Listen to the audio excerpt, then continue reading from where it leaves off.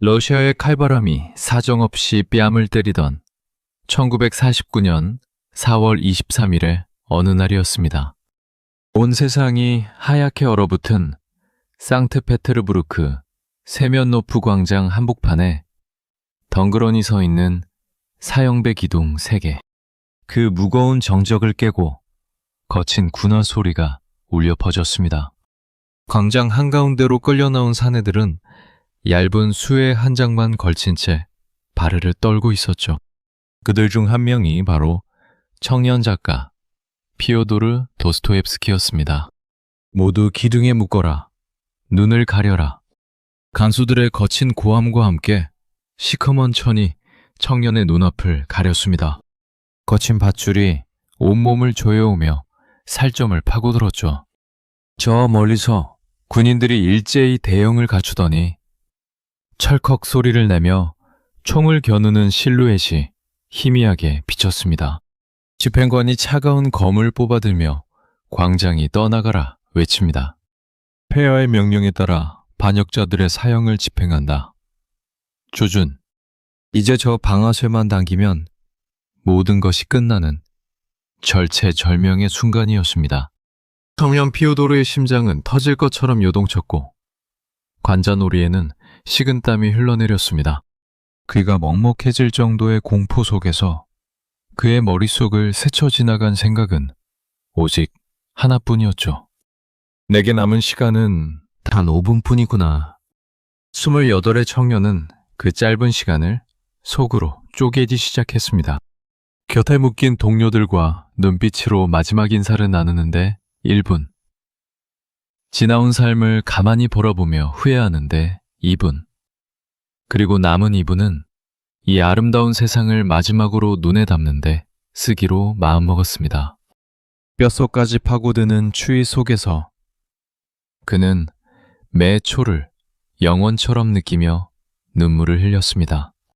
신이시여, 제가 왜 여기서 죽어야 합니까? 제가 지은 죄가 정녕 이 차가운 탄환으로 대가를 치러야 할 만큼 무겁단 말입니까? 아직 쓰고 싶은 이야기가 산더미처럼 남아있는데 이렇게 허무하게 제 삶을 끝내시렵니까? 군인들의 손가락이 방아쇠를 당기려는 바로 그 찰나, 광장 저 멀리서 정적을 깨뜨리는 거친 말발굽 소리가 들려왔습니다. 한 군인이 황급히 말을 달려오며 하얀 종이를 미친 듯이 흔들었죠. 멈추시오. 사형 집행을 당장 멈추시오. 황제 폐하의 가명 조서요. 전령이 가져온 종이에는 사형 대신 시베리아 유배형으로 감형한다는 내용이 적혀 있었습니다. 사실 이 모든 것은 우연이 아니었습니다. 완체제 지식인들의 영혼을 철저하게 짓밟고 완벽하게 굴복시키기 위해 차르 니콜라이 1세가 처음부터 끝까지 치밀하게 기획한 잔혹한 심리극이었던 겁니다. 밧줄을 풀어라. 명령이 떨어지고 묶였던 줄이 풀려나간 순간 광장은 아수라장이 되었습니다. 찰나의 순간에 삶과 죽음의 경계를 마주했던 충격을 이기지 못하고 바로 곁에 있던 동료 한 명은 그 자리에서 미쳐버려 기괴한 웃음을 터뜨렸습니다. 피오도르 역시 정신이 완전히 붕괴되는 기적 같은 전율을 느꼈죠. 죽음의 문턱을 밟고 살아 돌아온 이 기억은 그의 뇌리에 평생 지워지지 않는 광기의 불꽃으로 낙인 찍히게 됩니다. 구독과 좋아요, 알림 설정으로 천재 작가의 처절하고도 흥미진진한 인생 이야기 속으로 함께 들어가 볼까요? 그렇다면 대체 무엇이 이 촉망받던 청년 작가를 차가운 사형대 위까지 끌고 왔던 걸까요? 그 질문에 답을 찾기 위해서는 그의 마음속에 깊은 어둠의 씨앗이 심어졌던 소년 시절로 시간을 돌려야 합니다. 그곳에는 평생을 따라다니며 그의 영혼을 괴롭힌 거대한 죄책감의 서막이 기다리고 있었습니다. 세면노프 광장의 사형대 위에서 눈이 가려진 채 떨고 있던 순간 피오도르의 뇌리를 스쳐 지나간 가장 거대한 그림자는 바로 그의 아버지 미하일 도스토옙스키였습니다. 청년의 소년 시절은 온통 이 아버지가 뿜어내는 가혹하고 숨막히는 공포로 얼룩져 있었죠. 군의관 출신이었던 미하일은 집안에서 절대적인 권력을 휘두르는 독재자였습니다. 가정이란 자고로 군대처럼 일사불란해야 한다고 믿었던 사람이었기에 집안은 언제나 얼음장처럼 차가웠고 자식들은 아버지의 묵직한 발소리만 들려도 방구석에 숨어 가슴을 졸여야 했습니다. 소년 피오도르는 문학을 사랑하고 감수성이 풍부한 아이였습니다. 밤새도록 책을 읽으며 자신만의 세상을 꿈꾸곤 했죠. 하지만 아버지는 단호하게 소년의 꿈을 짓밟아 버렸습니다. 문학 같은 쓸데없는 짓거리로 어떻게 밥을 벌어먹겠다는 거냐.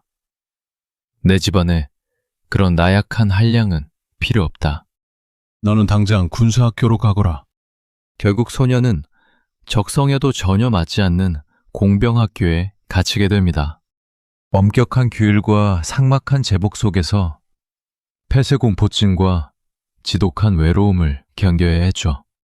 게다가 마음의 유일한 피난처지자 안식처였던 어머니마저 결핵으로 고통받다 일찍 세상을 떠나자 소년의 영혼은 갈 곳을 잃고 완전히 고립되고 말았습니다.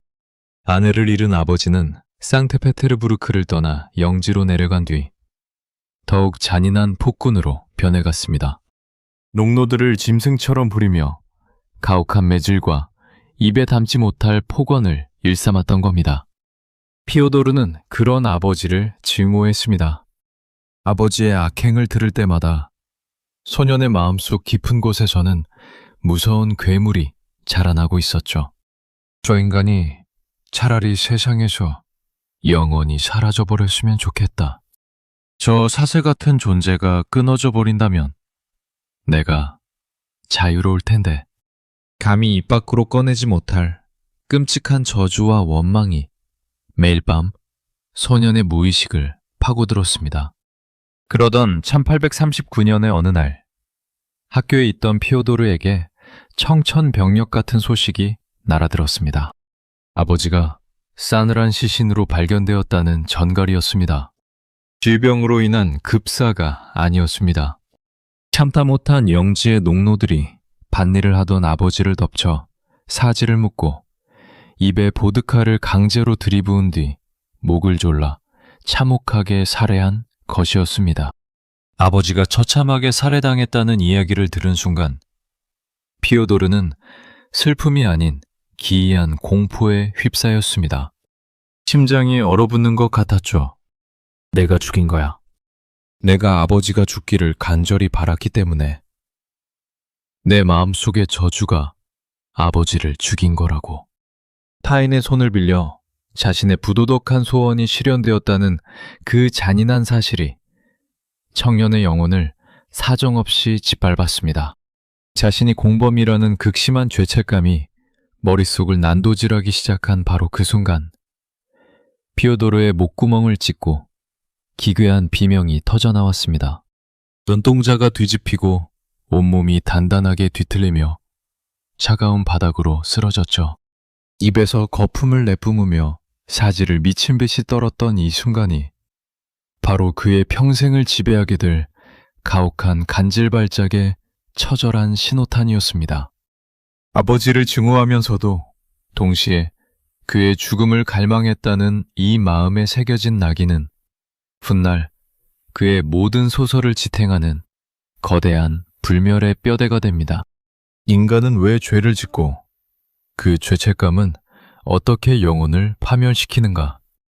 그리고 인간의 무의식은 어디까지 잔인해질 수 있는가에 대한 해답을 그는 자신의 살과 뼈를 깎아내며 온몸으로 배우고 있었던 겁니다. 이제 아버지라는 거대한 사슬에서 풀려난 피오도르는 과감히 공병직을 던져버리고 전업 작가의 길로 뛰어들게 됩니다. 내면의 어둠을 가득 쏟아내듯 써내려간 그의 첫 작품은 곧 상트페테르부르크 문단을 발칵 뒤집어 놓는 거대한 사건을 일으키게 됩니다. 피오도르는 미친 듯이 펜을 쥐었습니다. 밤낮으로 상트페테르부르크의 어두운 방구석에 박혀 원고지를 채워나갔죠. 가난과 고독 속에서 신음하는 하급 관리와 비참한 처지의 사람들을 눈물로 그려낸 소설. 바로 가난한 사람들이었습니다. 완성된 원고를 먼저 읽어본 동료 작가 네크라소는 새벽 2시에 피오도르의 방문을 세차게 두드리며 소를 쳤습니다. 피오도르, 자네가 새로운 고고를 창조해냈네. 이건 천재의 작품이야. 네크라소프는 당대 러시아 문학계의 황제이자 전설적인 비평가였던 벨린스키에게 원고를 들고 한달음에 달려갔습니다. 원고를 다 읽은 벨린스키 역시 온몸에 소름이 돋는 충격을 받았습니다. 벨린스키는 당장 원고의 주인인 청년 작가를 자신의 집으로 불러들였습니다. 그는 28살의 새파란 청년 작가를 앞에 두고 격정적으로 찬사를 쏟아내기 시작했죠. 당신은 자신이 얼마나 위대한 작품을 썼는지 알고 있습니까? 당신이 묘사한 그 비극은 인간 영혼의 가장 깊은 진실을 꿰뚫고 있습니다. 러시아 문학의 미래가 바로 당신 손에 달렸습니다. 순식간이었습니다. 어제까지만 해도 빵 한 조각을 걱정하던 이름 없는 청년이 하루아침에 러시아 전역이 주목하는 문단의 신성으로 떠오른 것입니다. 타격계의 귀족들과 문인들이 너도 나도 그를 초청해 치켜 세우기 시작했죠. 하지만 갑작스럽게 찾아온 거대한 명성은 청년의 영혼을 기괴하게 비대하게 만들었습니다. 수줍음 많고 내성적이던 피오도르는 순식간에 오만의 탑 끝에 올라섰습니다. 모임에 나가 다른 문인들을 대놓고 무시하거나 자신이 세계 최고인 양 거드름을 피우기 시작했던 겁니다. 투르게네프를 비롯한 동료 문인들은 그런 피오도르의 아나무인격인 태도를 눈여겨보며 속으로 칼을 갈기 시작했습니다. 어디 다음 작품도 그렇게 잘 쓰나 두고 보자고.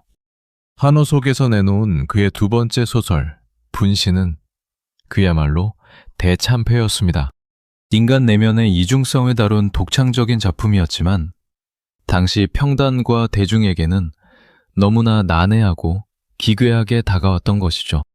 그를 신처럼 떠받들던 벨린스키마저 장황하고 지루하다며 차갑게 등을 돌렸습니다.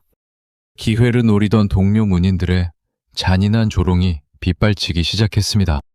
투르게네프는 피오도르를 대놓고 희화화하는 풍자시를 지어 문단 전체의 웃음거리로 만들었죠. 러시아 문학의 새로운 구원자라더니 겨우 이 정도였나 거풍이 빠지는데 채 1년도 걸리지 않았군. 순식간에 오만의 탑에서 가장 더러운 바닥으로 추락한 피오도르는 치명적인 상처를 입었습니다. 지독한 우울증과 인간 혐오가 그를 덮쳤고 상트페테르부르크 문단 전체가 자신을 비웃고 있다는 피해 망상 속에서 매일 밤을 지새웠습니다. 자존심이 산산조각난 천재 작가는 이제 자신을 알아주지 않는 기득권 문단과 비정상적인 러시아 사회를 향해 깊은 분노를 품기 시작합니다. 그리고 그 분노는 그를 평탄한 문학의 길이 아닌 파멸이 기다리고 있는 은밀하고 위험한 비밀의 방으로 이끌게 됩니다. 상트페테르부르크의 화려한 불빛 뒤에 숨은 가난한 이들의 비명, 그리고 자신을 조롱하던 귀족 문인들의 위선적인 얼굴이 매일 밤 그의 머릿속을 괴롭혔죠. 이따위 썩어 빠진 세상은 통째로 뒤집어져야 해. 내 문학을 알아보지 못하는 저 오만한 인간들도 전부 대가를 치러야 한다고. 지독한 우울증과 소외감 속에서 방황하던 청년 작가에게 어떤 남자가 은밀하게 접근해 왔습니다. 그의 이름은 미하일 페트라셰프스키. 당시 러시아 지식인들 사이에서 유행하던 유토피아 사회주의를 신봉하는 인물이었습니다. 그는 피오도르의 손을 잡으며 나지막이 속삭였죠. 피오도르, 자네처럼 위대한 영혼이 왜 이런 구석진 방에서 홀로 신음하고 있어야 하나? 우리와 함께하세. 황제의 압제와 비인간적인 농노제를 타파하고 모두가 평등하고 자유롭게 살아가는 새로운 러시아를 꿈꾸는 동지들이 모여있네. 귀가 번쩍 뜨이는 이야기였습니다. 1847년 가을, 피오도르는 매주 금요일 밤마다 페트라셰프스키의 비밀저택으로 향했습니다. 그곳에는 젊은 장교, 공무원, 학생, 그리고 가난한 지식인들이 자욱한 담배 연기 속에서 눈을 반짝이며 열띤 토론을 벌이고 있었죠. 그들이 나누는 대화는 당시 러시아에서 상상도 할 수 없을 만큼 위험하고 치명적인 것들이었습니다. 특히 그들의 분노가 향한 곳은 인간을 짐승처럼 사고파는 야만적인 제도, 바로 농노제였습니다. 당시 러시아 인구의 절반가량을 차지했던 농노들의 삶은 지옥 그 자체였습니다. 그들은 인간이 아니라 귀족들의 사유재산이자 움직이는 물건에 불과했죠. 귀족들은 노름판에서 돈이 부족하면 농노 가족을 통째로 판돈으로 걸었고, 마음에 들지 않으면 자식과 부모를 강제로 떼어내 각각 다른 주인에게 팔아넘겼습니다. 개 한 마리 값에 어린아이들이 팔려나갔고, 귀족들의 기분에 따라 채찍에 맞아 죽어도 법은 아무런 보호를 해주지 않았습니다. 인간의 존엄성이 처참하게 짓밟히는 이 잔혹한 노예 사슬을 끊어내지 않고서는 러시아에 그 어떤 미래도 없다고 그들은 밤이 새도록 격렬하게 논쟁했습니다. 처음에 피오도르는 단순한 호기심과 지적 허영심으로 모임에 참여했습니다. 하지만 시간이 흐를수록 모임의 분위기는 단순한 독서회를 넘어 실제 체제 전복을 모의하는 과격한 혁명 서클로 진화하기 시작했습니다. 그 중에서도 가장 극단적인 성향을 가진 스페시네프라는 인물이 피오도르의 마음을 사로잡았죠. 스페시네프는 피오도르의 눈을 똑바로 쳐다보며 선동했습니다. 말로만 하는 혁명은 아무짝에도 쓸모가 없네.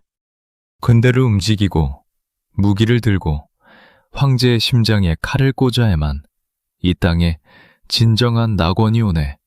자네도 우리와 피를 나눈 동지가 되겠는가?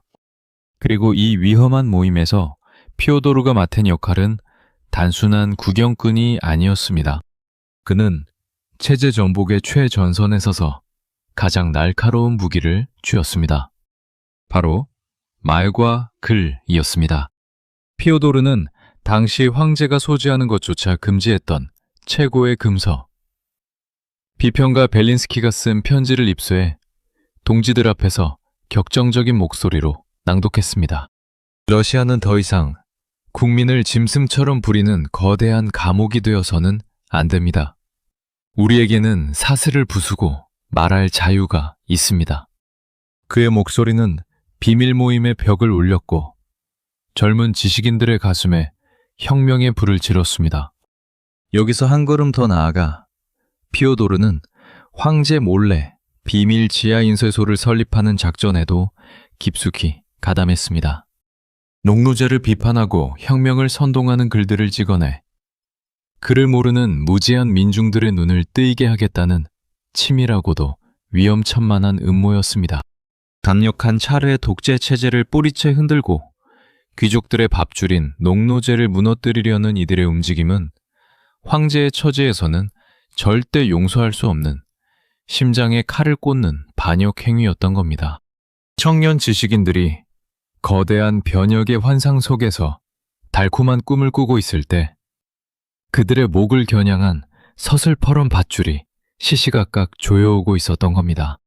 1849년 4월 23일, 칠흑 같은 어둠이 깔린 새벽이었습니다.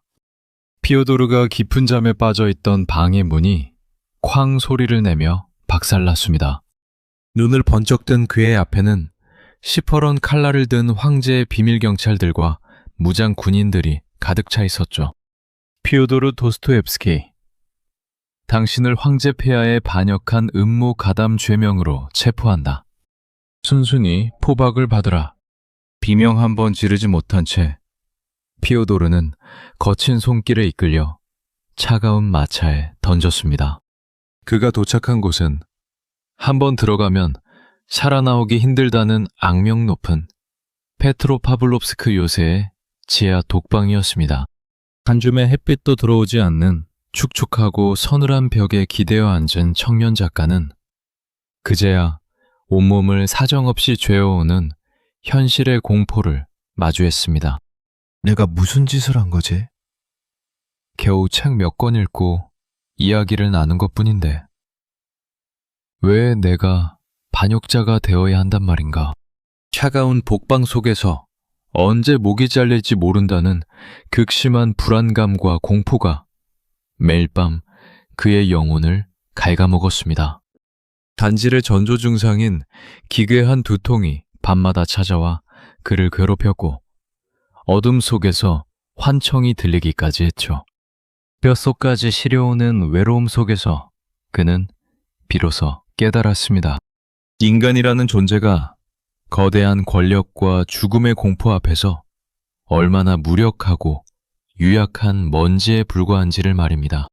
그렇게 피를 말리는 몇 달간의 독방 신문 끝에 마침내 군사재판부의 최종 판결이 내려졌습니다. 그 판결문은 청년 피오도르의 모든 미래를 송두리째 앗아가는 사형 선고였습니다. 그리고 그는 우리가 처음에 목격했던 그 비극적인 세면노프 광장의 사형대 위로 끌려가게 된 것입니다. 세면노프 광장에서 황제의 잔혹한 심리극이 막을 내렸을 때 피오도르가 숨을 돌릴 시간은 단 1초도 주어지지 않았습니다. 간수들은 그의 발목을 거칠게 잡아채더니 10여 킬로그램에 달하는 무겁고 차가운 쇳덩이 족쇄를 채워버렸죠. 팔점을 헤집고 뼈마디를 짓누르는 이 족쇄는 앞으로 4년 동안 그의 몸에서 단 한순간도 떨어지지 않을 형벌의 상징이었습니다.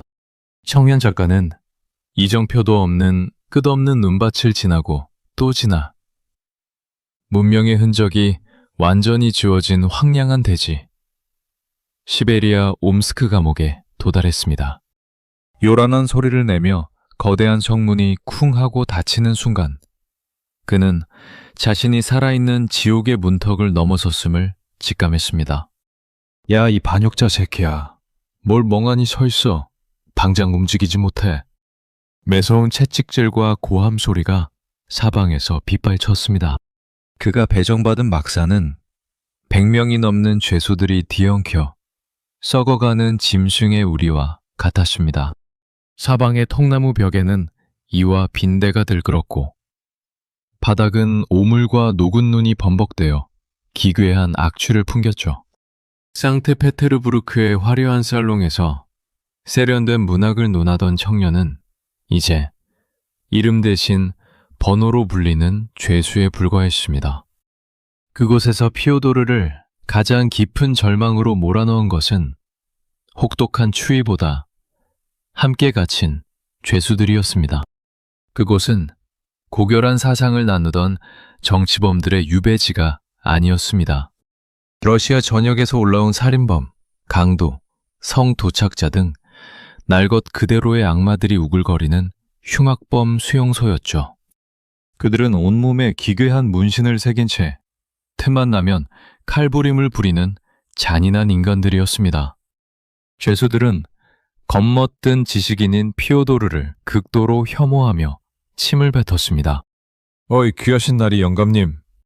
그 가냘픈 손으로 똥통이나 제대로 치울 수 있겠어?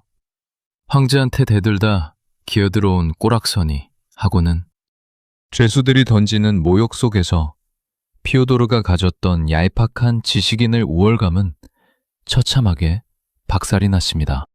그는 영하 40도의 칼바람을 맞으며 벽돌을 나르고 얼어붙은 강바닥에 얼음을 깨며 밤낮으로 노동에 동원되었습니다.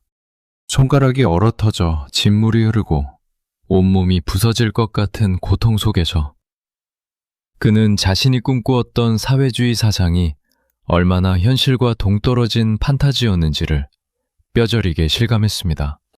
책에서 읽었던 숭고한 민중의 모습은 어디에도 없었고 눈앞에는 오직 생존을 위해 서로를 물어뜯는 괴물들만 가득했기 때문입니다. 육체는 날로 피폐해졌고 고질적인 간질 발작은 이 혹독한 환경 속에서 통제불능 상태로 폭발하기 시작했습니다. 차가운 수용소 병동 바닥에서 거품을 물고 쓰러져 몇 날 며칠을 신음할 때 창밖으로 보이는 황량한 시베리아 풍경은 그를 정신적 죽음으로 몰고 갔습니다. 무엇보다 그를 미치게 만든 것은 글을 쓰지 못한다는 사실이었습니다. 펜과 종이는 구경조차 할 수 없는 지독한 금지의 나날들이었죠.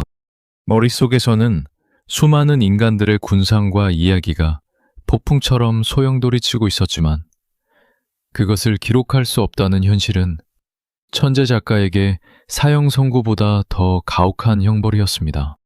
이 숨막히면 지옥 속에서 피오도르는 천천히 미쳐가거나 아니면 완전히 다른 인간으로 다시 태어나야만 하는 잔혹한 기로에 서게 됩니다. 시베리아 옴스크 수용소에 썩어가는 막사에서 피오도르가 견뎌야 했던 또 다른 형벌은 지독한 정신적 굶주림이었습니다. 책 한 권 읽는 것이 금지된 그곳에서 그의 뇌세포는 서서히 말라 죽어가는 것 같았죠. 하지만 신은 그를 암흑 속에 완전히 버려두지 않았습니다. 시베리아로 끌려오던 머나먼 유배길, 잠시 거쳐간 토볼스크역에서 한 여인이 피오도르의 손에 낡은 책 한 권을 쥐어주었습니다. 그것은 당시 황제의 엄격한 검열 속에서도 유일하게 반입이 허용되었던 책, 바로 신약 성경이었습니다. 피오도르는 그 성경책을 막사 구석, 죄수들의 시선이 닿지 않는 은밀한 곳에 숨겨두었습니다. 그리고 하루의 혹독한 강제 노동이 끝나고 모두가 잠든 깊은 밤이 되면 희미하게 흔들리는 촛불 아래서 그 책을 펼쳤습니다. 손가락이 곱아 터지는 추위 속에서 4년 동안 읽고 또 읽어 사방이 헤어지고 닳아버린 그 성경책은 피오도르에게 단순한 종교서적이 아니었습니다. 지옥 같은 현실을 버티게 해주는 유일한 생명줄이자 박살난 그의 영혼을 들여다보는 거울이었죠. 성경 속 예수의 고난과 사랑의 문장들을 읽어내려가며 피오도르의 내면에는 거대한 지각 변동이 일어나기 시작했습니다. 산트페테르부르크 시절 머리로만 조잘거리던 서구의 화려한 사상들은 이 차가운 시베리아의 현실 앞에서 아무런 위로도 해답도 주지 못했습니다. 하지만 성경은 달랐습니다. 가장 낮은 곳에서 고통받는 자들을 향한 무한한 연민과 고통을 통해서만 인간이 정화될 수 있다는 그 묵직한 메시지가 그의 심장을 거칠게 흔들었습니다. 동시에 그를 괴롭히던 죄수들을 바라보는 그의 시선도 완전히 뒤바뀌었습니다. 처음에는 그저 짐승 같고 추악한 살인범들로만 보였던 그들이었습니다. 하지만 성경의 렌즈를 통해 그들을 찬찬히 들여다보자 그 잔인한 겉껍데기 속에 숨겨진 또 다른 본질이 보이기 시작했습니다. 아무리 흉악한 짓을 저지른 범죄자라 할지라도 깊은 밤 홀로 요람을 바라보며 눈물을 흘리거나 신 앞에서 죄책감으로 몸부림치는 인간의 나약한 영혼이 그곳에 있었던 겁니다. 이들이 바로 진짜 러시아의 민중이구나. 겉은 추악할지언정 그 중심에는 그 어떤 오만한 지식인들보다 순수한 신앙과 인간미의 씨앗을 품고 있는 존재들이다. 피오도르는 깨달았습니다. 인간을 구원하는 것은 제도의 개혁이나 차가운 이선이 아니라 고통을 함께 나누는 신앙과 조건 없는 사랑뿐이라는 것을 말이죠. 4년간의 수용소 생활은 그의 몸에 깊은 흉터와 간질을 남겼지만 정신적으로는 훗날 인류 역사를 뒤흔들 거대한 사상적 뼈대를 완성해준 축복의 시간이기도 했습니다. 마침내 족쇄를 벗고 수용소 문을 나서는 순간 청년 작가의 손에는 여전히 그 낡은 성경책이 꽉 쥐어져 있었습니다. 비록 몸은 만신창이가 되었지만 그의 눈빛은 그 어느 때보다 강인하게 빛나고 있었습니다. 이제 그는 세상의 가장 더러운 밑바닥에서 건져 올린 그 위대한 구원의 비밀을 세상에 외칠 준비를 하고 있었습니다. 수용소의 무거운 성문은 마침내 열렸지만 피오도르가 곧바로 상트페테르부르크의 화려한 문단으로 돌아갈 수 있었던 것은 아니었습니다. 황제의 명령에 따라 그는 시베리아 군대의 말단 2등병으로 배정되어 강제 군복무를 시작해야 했죠. 여전히 자유를 박탈당한 채 삭막한 요새에서 하루하루를 버티던 그 가혹한 고독 속에서 한 여인이 피오도르의 황량한 가슴 속으로 걸어 들어왔습니다. 그녀의 이름은 마리아 이사에바, 지역 세관 공무원의 아내였습니다. 마리아는 문학적 교養이 풍부하고 지적인 매력을 지닌 여인이었지만 동시에 알코올 중독자인 남편 때문에 하루도 눈물 마른 날이 없는 비참한 삶을 살고 있었습니다. 피오도르는 자신과 닮은 꼴로 고통받는 그녀를 본 순간 마치 벼락이라도 맞은 듯 걷잡을 수 없는 집착에 빠져들었습니다. 그녀를 향한 감정은 단순한 연정을 넘어 고독에 질식해가던 천재 작가의 유일한 종교이자 생명줄이 되었죠. 그러던 중 마리아의 남편이 세상을 떠나자 피오도르는 드디어 그녀와 온전한 사랑을 이룰 수 있을 거라 믿었습니다. 하지만 운명은 그에게 가혹한 장난을 치기 시작했습니다. 남편을 잃고 극심한 생활고에 시각간 내몰리던 마리아의 눈앞에 젊고 잘생긴 데다가 돈까지 많은 청년 교사 베르구노프가 나타난 것입니다. 마리아의 마음은 순식간에 그 젊은 청년에게로 기울어버렸고 피오도르는 철저하게 소외된 2인자로 전락하고 말았습니다. 일반적인 사람이라면 분노하며 돌아섰을 상황이었지만 피오도르의 내면에 숨겨진 기괴한 심리가 작동하기 시작했습니다. 그는 마리아를 포기하는 대신 눈물겨운 마조이즘적 태도로 그녀와 젊은 애인의 연애를 뒤에서 돕기 시작한 겁니다. 두 사람이 만날 수 있도록 비밀 약속 장소를 주선해 주는가 하면 마리아가 돈이 없어 쩔쩔맬 때는 자신이 지인들에게 비굴하게 머리를 숙여 빌려온 돈을 그녀의 손에 쥐어주기까지 했습니다. 마리아, 당신이 행복할 수만 있다면 내 심장이 찢어지는 고통 따위는 아무래도 좋습니다. 그 청년과 아름다운 사랑을 나누세요. 나는 그저 당신의 그림자가 되어 곁을 지키겠습니다. 자신을 학대하고 고통의 극한으로 몰고 가면서 기묘한 쾌감과 예술적 영감을 얻는 이 변태적인 심리 상태는 훗날 그의 수많은 소설 속 주인공들이 보여주는 뒤틀린 사랑 방식의 모태가 됩니다. 하지만 이 눈물겨운 구애 끝에 젊은 애인이 마리아를 버리고 떠나자 마침내 피오도르는 그토록 갈망하던 그녀와의 결혼식을 올리게 됩니다. 그가 모든 것을 바쳐 얻어낸 첫 번째 결혼이었지만 그 결과는 참혹한 지옥이었습니다. 결혼식을 마치고 돌아온 첫날 밤, 신혼방의 촛불 아래서 마리아가 미소를 짓던 바로 그 순간이었습니다. 피오도르의 뇌 속에서 무서운 간질 발작이 터져 나온 것입니다. 짐승 같은 비명과 함께 피오도르는 침대 아래로 굴러떨어졌습니다. 온몸의 사지가 기괴하게 뒤틀리고 입에서 검붉은 거품이 뿜어져 나오는 처참한 모습을 본 마리아는 공포에 질려 비명을 질렀습니다. 정신을 차린 피오도르의 눈에 비친 것은 아내의 사랑 가득한 눈빛이 아닌 괴물을 바라보는 듯한 혐오와 멸시의 시선이었습니다. 마리아 역시 지독한 결핵을 앓고 있었기에 두 사람의 결혼 생활은 서로의 질병과 가난, 그리고 끊임없는 증오로 서로를 갉아먹는 아비규환의 연속이었습니다. 가장 숭고하다고 믿었던 사랑마저 가장 추악한 비극으로 변해버린 현실 속에서 피오도르는 다시 한번 펜을 꽉 쥐고 자신을 버린 상트페테르부르크 문단을 향해 처절한 복수의 칼날을 갈기 시작합니다. 마침내 1859년 말 피오도르는 그토록 그리워하던 러시아 문학의 심장 상트페테르부르크로 돌아왔습니다. 무려 10년이라는 세월이 흐른 뒤였죠.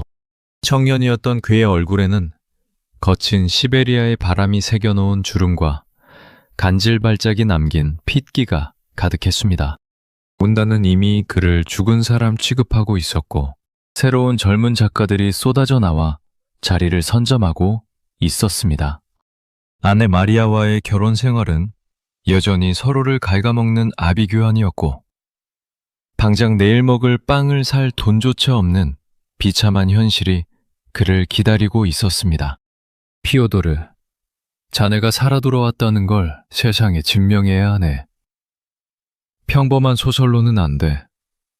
자네가 시베리아에서 보고 겪은 그 지옥을 날 것 그대로 쏟아내야 하네. 시녀 미하일의 조언에 피오도르는 다시 밤새도록 펜을 굴리기 시작했습니다. 그렇게 탄생한 작품이 바로 죽음의 집의 기록이었습니다.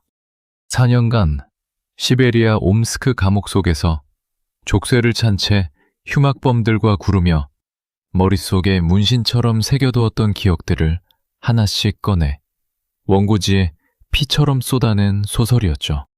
얼어붙은 진흙바닥의 막사, 간수들의 잔혹한 채찍질, 그리고 살인범들의 눈물과 광기가 생생하게 살아 움직였습니다. 이 소설이 발표되자마자 러시아 전역은 엄청난 충격에 휩싸였습니다. 그 누구도 감히 들여다보지 못했던 시베리아 수용소의 참혹한 실상이 거장의 치밀한 심리 묘사로 세상에 드러난 순간이었습니다.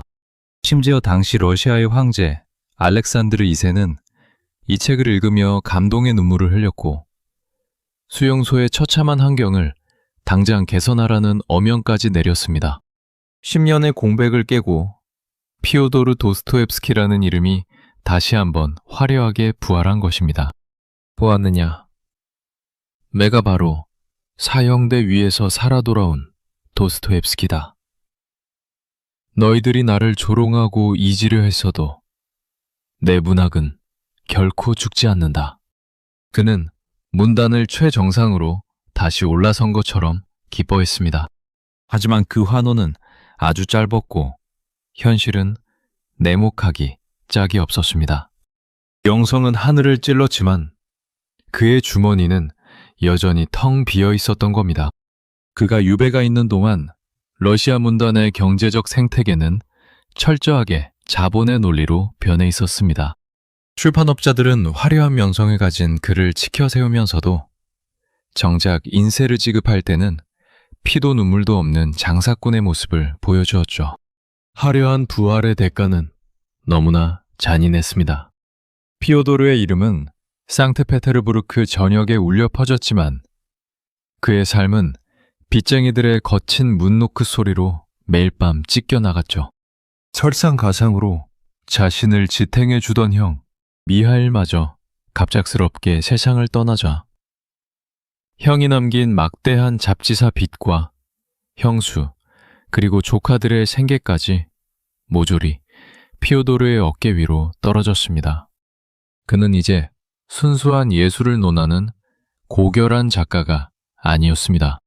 당장 내일 빚을 갚지 않으면 감옥에 쳐넣겠다는 채권자들의 협박 속에서 오직 돈을 벌기 위해 밤새도록 펜을 굴려야 하는 처절한 글쓰기 노동자였습니다. 당시 러시아 문단의 인세 제도는 철저하게 불평등했습니다. 귀족 출신의 세련된 문체로 인기를 끌던 투르게네프 같은 작가들은 원고지 한 장당 무려 400루블이 넘는 거액의 고정 인세를 받았습니다. 투르게네프는 유럽의 호화로운 별장에 앉아 최고급 와인을 마시며 영지의 농노들이 보내주는 돈으로 우아하게 글을 썼죠. 반면 빚쟁이들에게 쫓기던 피오도르는 출판사들과의 불리한 계약 때문에 원고지 한 장당 겨우 150루블을 받기로 계약해야 했습니다. 투르게네프의 절반도 안 되는 헐값이었죠. 원고지 장수를 채워야만 돈이 나온다. 한 장이라도 더 써야 매일 우리 아이들이 빵을 먹을 수 있고 한 줄이라도 더 늘려야 빚쟁이들의 멱살질을 피할 수 있다. 피오도르의 소설들이 유독 두껍고 인물들의 대화가 장황하며 끝없는 심리 묘사가 이어지는 결정적인가 바로 경제적인 이유였던 거죠. 그는 문장을 아름답게 다듬고 축약할 시간적 여유가 전혀 없었습니다. 그에게 원고지의 빈칸은 곧 돈이었고 생명줄이었습니다. 그는 지인에게 보낸 편지 속에서 피를 토하듯 울분을 터뜨렸습니다. 투르게네프는 자기 소설이 마음에 들지 않으면 몇 달이고 묵혀두며 다듬는다고 하더군. 부유한 귀족들이 부럽다네. 나에게 단 한 달만이라도 돈 걱정 없이 글을 쓸 수 있는 안정된 환경이 주어진다면 나는 그들보다 100배는 더 위대하고 멋진 문장을 완성해 볼 수 있단 말일세. 이 처절한 결핍은 부유한 귀족 작가들을 향한 깊은 자격지심과 열등감으로 자라났습니다. 특히 사사건건 자신과 비교되던 투르게네프를 향한 증오는 극에 달했죠. 피오도르는 투르게네프에게 머리를 숙이며 비굴하게 돈을 빌리면서도 속으로는 그를 러시아 민중의 날 것 그대로의 고통을 모른 채 화려한 유행과 차가운 이성적 논리에만 매몰된 유약한 지식인이라며 경매를 씁니다. 훗날 피오도르는 자신의 소설 악령 속에서 빼다 박은 카르마지노프라는 인물을 등장시켜 겉으로는 고상한 척하지만 속은 온통 인정욕구와 위선으로 가득 찬 삼류문인으로 잔인하게 희화화하며 복수를 감행하기도 합니다. 돈이 없으면 예술도 처참하게 짓밟히는 냉혹한 자본의 현실 속에서 피오도르는 매일 자신의 영혼을 한 장의 원고지와 맞바꾸며 피를 말렸습니다. 하지만 이 지독한 가난과 결핍, 그리고 기득권을 향한 불타는 증오야말로 훗날 귀족 작가들의 매끄러운 온실 속 문학은 감히 흉내조차 낼 수 없는 인간 본연의 날것, 그대로의 광기와 심연을 포착하는 가장 강력한 자양분이랍니다. 그리고 이 압박감을 견디다 못한 거자는 결국 현실의 도피처를 찾아 화려한 불빛 아래 거대한 자본의 욕망이 소용돌이치는 카지노의 도박판으로 뛰어들게 됩니다. 화려한 부활 뒤에 찾아온 형의 죽음, 그리고 그가 남긴 막대한 빚더미는 피오도르의 목을 사정없이 죄어왔습니다. 매일 밤 빚쟁이들이 문을 부술 듯이 두드려대는 공포 속에서 악랄하기로 소문난 출판업자 스텔롭스키가 벼랑 끝에 선 그의 목줄을 완전히 낚아챘습니다. 스텔롭스키는 빚을 일부 갚아주는 대가로 인류 문학 역사상 가장 잔혹한 독소 조항이 담긴 계약서에 서명을 받아냈죠. 올해 11월 1일까지 내 마음에 드는 새로운 신작 장편 소설을 제출하시오. 만약 단 하루라도 기한을 넘긴다면 당신이 앞으로 평생 집필할 모든 저작권과 인세는 조건 없이 나 스텔롭스키에게 무상으로 귀속되어 작가로서의 영혼과 목숨을 통째로 강탈하겠다는 노예 계약이었습니다. 하지만 당장 숨이 넘어갈 것 같았던 피오도르의 눈에는 아무것도 보이지 않았고 결국 앞뒤 재지 않고 서명을 해버렸습니다. 그리고 시간은 야속하게 흘러 약속한 마감일이 한 달도 채 남지 않은 10월 초가 되었습니다. 다른 대작을 쓰느라 정신이 없었던 피오도르는 스텔롭스키에게 넘겨줄 신작을 단 한 줄도 쓰지 못한 상태였습니다. 이제 남은 시간은 정확히 26일. 이 기간 안에 책 한 권 분량의 장편 소설을 완성하지 못하면 작가로서의 인생은 그 자리에서 끝나는 절체절명의 위기였습니다. 손가락이 마비될 정도로 글을 써도 불가능한 시간이었고 고질적인 간질 발작마저 시시각각 그의 뇌를 흔들고 있었습니다. 사방이 꽉 막힌 절망 속에서 친구의 추천으로 한 명의 인물이 그의 어두운 방으로 걸어 들어왔습니다. 당시 겨우 20살이었던 똑똑한 속기사 안나 스니트키나였습니다. 선생님, 낙담하지 마세요. 오늘부터 제가 선생님이 구술하는 모든 문장을 단 하나도 놓치지 않고 받아 적겠습니다. 우리 함께 시작해요. 피오도르는 방안을 미친 사자처럼 서성거리며 머릿속에 소용돌이 치는 이야기들을 쏟아내기 시작했습니다. 안나는 지치지 않는 손길로 거장이 쏟아내는 분노와 슬픔의 문장들을 속기 문자로 빠르게 받아 적었죠. 안나, 더 빨리 적어줘요. 시간이 없어. 저 악마 같은 스텔롭스키가 내 목을 조르고 있단 말이요. 두 사람은 낮과 밤의 경계를 완전히 지워버린 채 피를 말리는 지필 전쟁을 이어갔습니다. 피오도르가 구술하면 안나가 받아 적고, 밤에는 안나가 그것을 깨끗한 원고지에 정자로 옮겨 적는 지옥 같은 일정이 반복되었습니다. 마감 예정일을 단 하루 앞둔 10월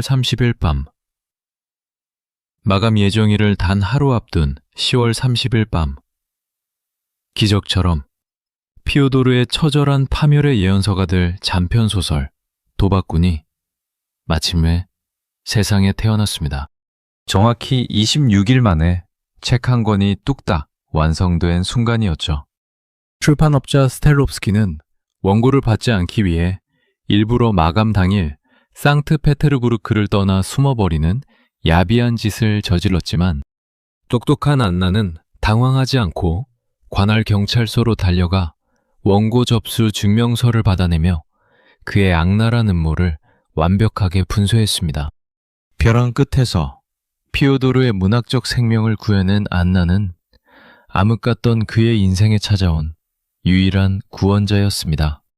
이 지옥 같은 26일 동안 피오도르는 안나의 강인함과 헌신에 깊이 매료되었고, 얼마 지나지 않아 25살의 나이 차이를 극복하고 그녀를 두 번째 아내로 맞이하게 됩니다. 구원자 같은 아내 안나를 만나 기적적으로 목숨을 건졌지만 피오도르의 삶을 짓누르던 빚더미가 완전히 사라진 것은 아니었습니다. 채권자들이 집달리를 데리고 신혼집의 문을 부수려 하자 피오도르는 결국 안나의 손을 잡고 야반도주하듯 러시아를 떠나 유럽행 기차에 몸을 실었습니다. 하지만 도망쳐온 유럽 역시 그에게는 천국이 아니었죠. 이방인의 땅에서 밀려오는 지독한 가난과 외로움, 그리고 언제 발작이 터질지 모른다는 불안감 속에서 피오도르는 현실의 고통을 잊게 해줄 더 강력한 자극을 찾아 헤맸습니다. 그렇게 그가 발을 들인 곳이 바로 독일 바덴바덴의 화려한 카지노였습니다. 철컥 소리를 내며 돌아가는 룰렛 바퀴를 본 순간 거장의 뇌 속에서는 기괴한 도파민이 폭발했습니다. 붉은색과 검은색, 그리고 숫자들이 어지럽게 돌아가는 판 위에서 그는 단순한 도박꾼이 아니었습니다. 전 재산이 단 몇 초 만에 날아가거나 수십 배로 불어나는 그 극단적인 찰나의 순간, 그는 사형대 위에서 마주했던 죽음의 공포와 똑같은 황홀경을 느꼈던 겁니다. 더구나 그가 카지노 테이블에서 쏟아내고 있던 이야기는 얼마 전 안나와 함께 피를 말리며 써내려갔던 자신의 소설 도박꾼의 실사판이었습니다. 소설 속 주인공의 광기와 집착이 이제 작가 자신의 육체를 지배하기 시작한 것이죠. 이번 한 판만 이기면 러시아의 모든 빚을 청산하고 우리 안나에게 화려한 삶을 선물해 줄 수 있다. 하지만 욕망에 눈이 먼 인간에게 승리의 신은 미소를 지어주지 않았습니다. 지독한 연패의 늪에 빠져들자 그는 이성을 잃고 폭주하기 시작했습니다. 러시아에서 어렵게 붙여온 생활비는 물론 자신을 믿고 따라와준 만삭의 아내 안나의 마지막 겨울 코트와 심지어 그녀의 손가락에 끼워져 있던 결혼 반지까지 빼앗아 카지노로 달려갔습니다. 안나, 제발 한 번만 나를 믿어주어. 이번에는 정말 확실한 법칙을 알아내쇼. 이 반지 하나만 저당 잡히면 우리가 잃은 모든 것을 몇 배로 찾아오겠쇼. 결과는 참혹한 파멸이었습니다. 단 몇 분 만에 룰렛 바퀴는 아내의 결혼 반지마저 차갑게 삼켜버렸죠. 차가운 겨울비가 사정없이 쏟아지던 밤, 전 재산을 탕진하고 카지노 밖으로 쫓겨난 피오도르는 주저앉아 머리를 뜯으며 오열했습니다. 그는 비틀거리는 걸음으로 전당포 문을 미친 듯이 두드리며 피를 토하듯 울부짖었습니다. 제발 문을 열어주시오. 내 아내 반지를 돌려주시오. 내가 미쳤었소. 내가 괴물이었소. 차가운 바닥을 기며 스스로를 혐오하고 저주하는 그의 모습은 거장의 품격이 아닌 통제불능의 중독에 빠진 한 인간의 가장 밑바닥이었습니다. 안나와 함께 썼던 소설 도박꾼은 가상의 이야기가 아니라 결국 자기 자신의 영혼을 파먹는 잔인한 예언서가 되었던 겁니다. 인간은 왜 스스로 파멸할 것을 알면서도 멈추지 못하는가? 그 수수께끼 같은 심연을 피오도르는 자신의 가정을 제물로 바쳐 온몸으로 통과하고 있었습니다. 그리고 이 비참한 구렁텅이 속에서 아내 안나는 그를 버리는 대신 눈물로 그의 도박 중독을 치료하고 빚을 정리하며 남편이 오직 문학에만 집중할 수 있도록 다시 한번 판을 짜기 시작합니다. 이 위대한 내조 속에서 거장은 마침내 최고의 문제작을 잉태하게 됩니다.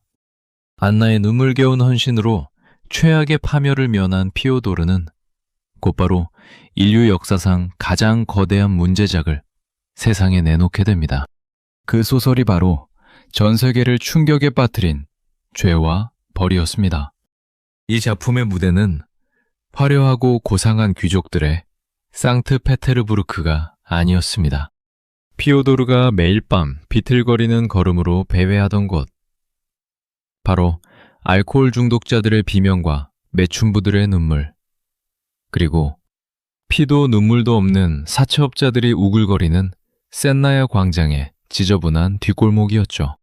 그는 가난의 압취가 진동하는 그 어두운 계단방에 앉아 매일 밤 빵 한 조각으로 연명하는 비참한 대학생 라스콜리니코프를 창조해냈습니다.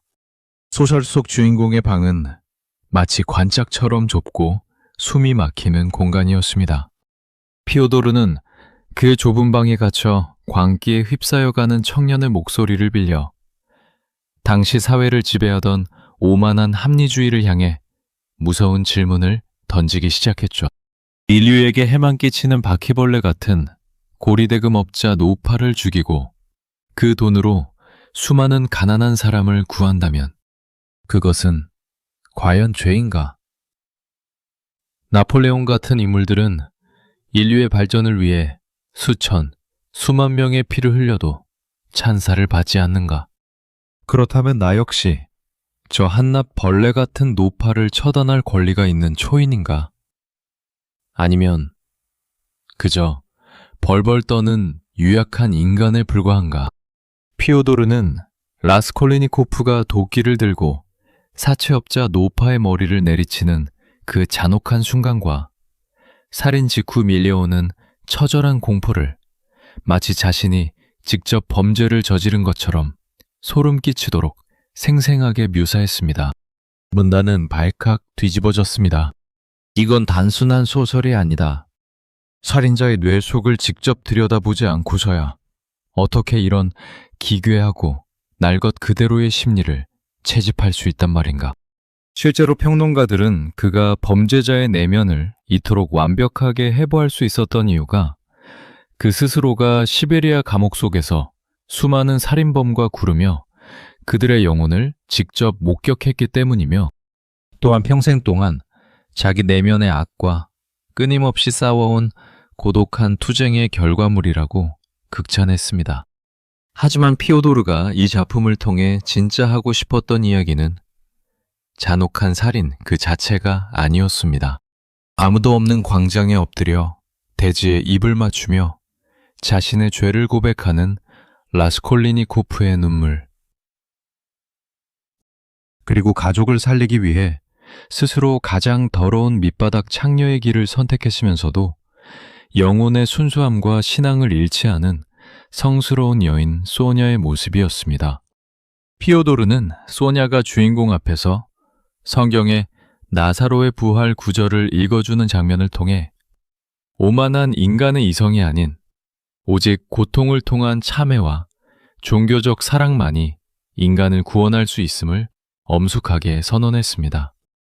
죄와 벌은 연재되자마자 온 러시아를 뒤흔들며 피오도르를 단숨에 거장의 반열에 올려놓았습니다. 하지만 문학적 명성이 정점에 달해 환호하는 순간에도 그는 글을 쓰는 내내 뇌를 쥐어짜는 간질발작과 밀려드는 경제적 압박 속에서 피를 말리는 고통을 겪고 있었습니다. 그리고 이 거대한 부활의 기쁨이 채 가시기도 전에 운명은 그에게 인간으로서 감당하기 힘든 가장 잔혹하고 지독한 슬픔의 형벌을 내릴 준비를 하고 있었습니다. 죄와 벌의 대성공으로 문화적 명성은 정점에 달했지만 러시아 채권자들의 서슬퍼런 칼날은 여전히 피오도르의 목을 겨누고 있었습니다. 결국 그는 자신을 구원해준 아내 안나의 손을 잡고 또다시 국의 도피길에 올랐죠. 이방인의 땅을 전선하던 가난한 부부에게 마침내 기적 같은 축복이 찾아왔습니다. 스위스 제네바의 눅눅하고 좁은 새방에서 그토록 갈망하던 첫 딸 소피아가 태어난 것입니다. 47이라는 늦은 나이에 첫 자식을 품에 안은 피오도르는 세상을 다 얻은 것처럼 기뻐했습니다. 안나, 이 아이를 보시오. 신이 마침내 내 죄를 사하시고 이런 천사를 보내주셨소. 이제 내 간질도 도박의 저주도 이 아이의 미소 속에서 전부 사라질 것 같쇼. 피오도르는 매일 밤 글을 쓰다 말고 요람으로 달려가 아기의 작은 손가락과 발가락에 입을 맞추며 미친 사람처럼 웃었습니다. 시베리아의 족쇄도, 카지노의 파멸도, 소피아의 숨소리. 앞에서는 아무런 힘을 쓰지 못했죠. 하지만 신은 이 고독한 천재에게 오랜 행복을 허락하지 않았습니다. 제네바의 혹독한 칼바람과 지독한 가난 탓에 생후 3개월밖에 되지 않은 어린 소피아가 심한 감기에 걸려 앓아누운 것입니다. 제대로 된 의사 한 번 보여주지 못한 채 아기는 며칠 동안 쌕쌕거리며 숨을 몰아쉬다 결국 피오도르의 품속에서 차갑게 식어갔습니다. 아기의 숨이 완전히 끊어진 순간 피오도르의 영혼은 산산조각이 났습니다. 그는 뻣뻣하게 굳어가는 딸의 시신을 가슴에 안고 방구석에 주저앉아 며칠 밤낮을 미친 사람처럼 울부짖었습니다. 안나가 시신을 거두려 하자 그는 야수처럼 으르렁거리며 소리쳤죠. 안 돼. 내 딸 소피아가 죽었을 리 없어. 눈을 떠라 아가야. 아빠가 여기 있다. 그는 차가운 시신의 눈과 입술에 핏기가 돌아올 때까지 수천 번씩 입을 맞추며 흐느꼈습니다. 시베리아 수용소의 채찍질 앞에서도 신의 섭리를 찬미했던 유신론자 피오도르였지만 아무런 죄도 없는 핏덩이가 고통 속에서 죽어가는 비극 앞에서는 온몸을 떨며 절규했습니다. 그는 밤하늘을 향해 핏발선 눈을 치켜뜨고 삿대질을 하며 울부짖었습니다.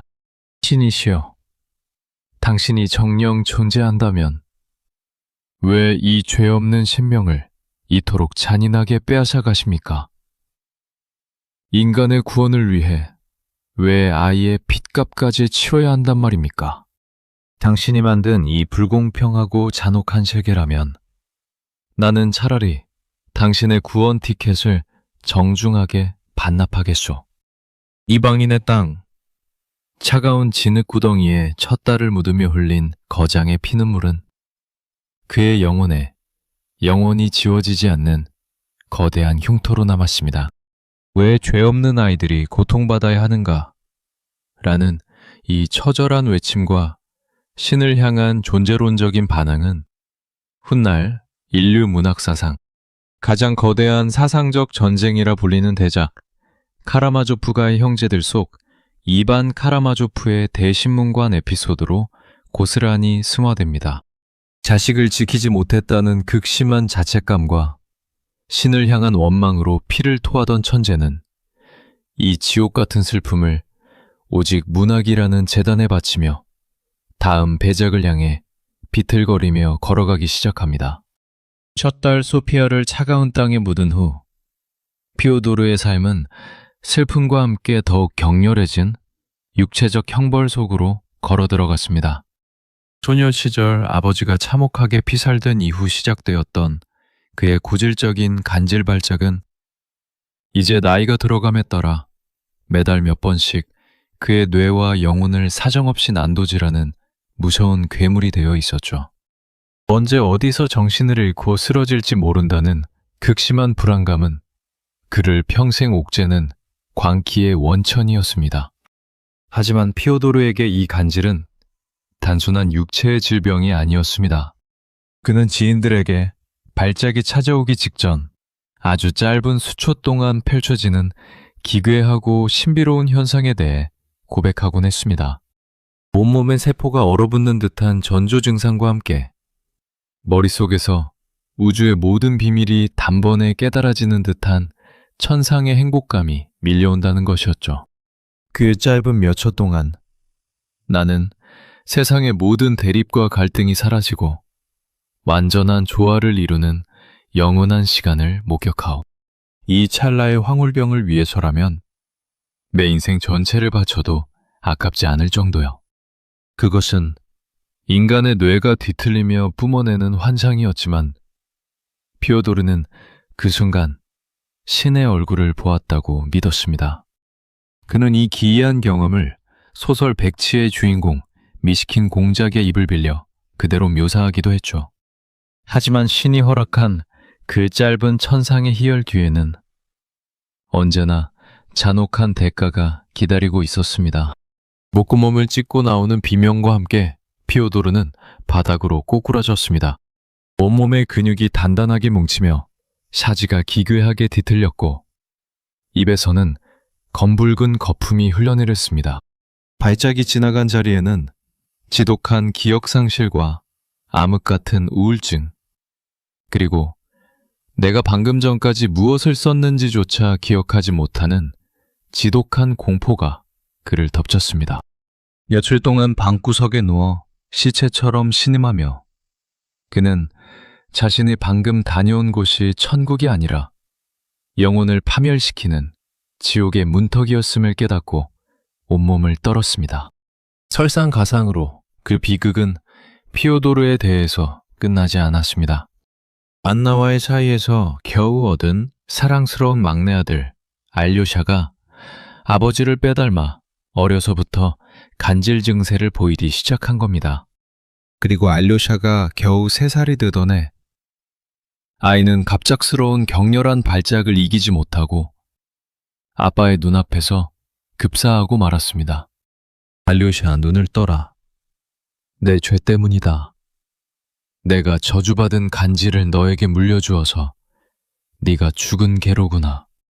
피오도르는 혼절할 정도의 충격을 받고 정신적 붕괴 상태에 빠졌습니다. 자식을 둘이며 먼저 보낸 아버지의 피눈물은 이제 신을 향한 반항을 넘어 인간 정신의 총체적인 결산을 향해 폭주하기 시작했습니다. 내 핏줄을 죽인 이 가혹한 운명과 내 몸을 찢는 간질의 광기를 멈출 수 있는 방법은 오직 하나뿐이었습니다. 그는 입에서 흘러나오는 피를 닦아내며 인류 문학사상 가장 거대하고 웅장한 마지막 무덤이자 예배당이 돼 대작의 원고지를 펼치게 됩니다. 한갑을 바라보는 피오도르의 육체는 완전히 무너져 내리고 있었습니다. 폐기종으로 숨을 쉴 때마다 가슴에서 거친 쇳소리가 났고 시시각각 뇌를 흔드는 발작은 그의 생명을 야금야금 갉아먹고 있었죠. 그는 자신에게 남은 시간이 얼마 없음을 직감했습니다. 안나, 내 마지막 피와 잉크를 이 원고지에 전부 쏟아부어야겠소. 이 작품을 끝내지 못한다면 나는 눈을 감아도 편히 잠들지 못할 것이오. 그가 인생의 마지막 에너지를 쥐어짜며 집필한 소설이 바로 인류 문학사상 가장 거대한 탑이라 불리는 카라마조프가의 형제들이었습니다. 이 작품은 단순한 소설이 아닌 평생 동안 그를 괴롭혔던 모든 비극과 사상의 총결산이었습니다. 탐욕스럽고 음탕한 아버지 표도르는 소년 시절 그토록 증오했던 자신의 아버지를, 지적이고 오만한 차남 이반은 신의 세계를 거부하며 방황하던 청년 시절의 자신을, 그리고 순수하고 성스러운 막내 알료샤는 먼저 떠나보낸 아들의 이름을 그대로 따온 분신들이었죠. 그는 밤새도록 가슴을 쥐어짜며 기침을 해댔고 원고지 위에는 잉크와 함께 붉은 피가 점점이 묻어났습니다. 신이 없다면 모든 것이 허용되는가? 라는 이반의 날카로운 질문과 인간의 모든 추악한 죄악을 짊어지고 구원으로 나아가려는 큰아들 드미트리의 눈물을 통해 피오도르는 평생을 바쳐 찾아 헤맨 인간 영혼의 종착지를 완성해 나갔습니다. 1880년 11월 마침내 이 거대한 대작의 마지막 문장이 완성되었습니다. 소설이 출간되자마자 러시아 전역은 거장이 완성한 웅장한 정신적 예배당 앞에 무릎을 꿇었습니다. 청년 시절 그를 조롱했던 문단도, 그를 감시하던 정부도 그 앞에서는 고개를 숙일 수밖에 없었죠. 하지만 신작의 엄청난 환호 속에서 마지막 마감을 끝낸 지 불과 2달 뒤인 1881년 1월 28일 거장의 방에 무거운 정적이 찾아왔습니다. 지독한 각혈과 함께 폐혈관이 터져버린 것입니다.